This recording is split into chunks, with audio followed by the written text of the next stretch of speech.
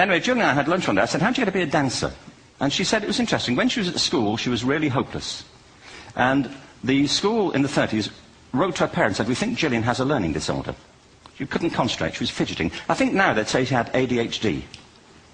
Wouldn't you? But this was the 1930s, and ADHD hadn't been invented, you know, at this point, so it wasn't an available condition. You know, people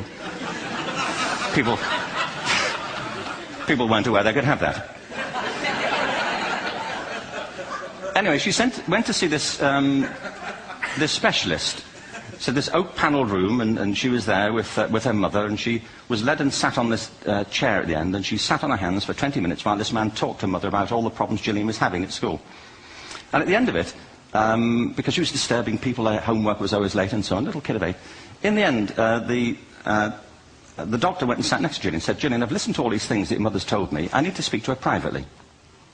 So she said, he said, wait here, we'll be back. We won't be very long. And they went and left her. But as they went out the room, he turned on the radio that was sitting on his desk. And when they got out the room, he said to her mother, just stand and watch her. And the minute they left the room, she said she was on her feet, moving to the music.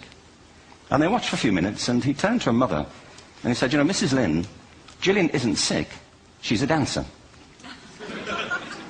Take her to a dance school. I said, what happened? He said, she did. I can't tell you how wonderful it was. We walked in this room, and it was full of people like me. People who couldn't sit still. People who had to move to think. Who had to move to think. They did ballet, they did tap, they did jazz, they did modern, they did contemporary. She was eventually auditioned for the Royal Ballet School. She became a soloist. She had a wonderful career at the Royal Ballet.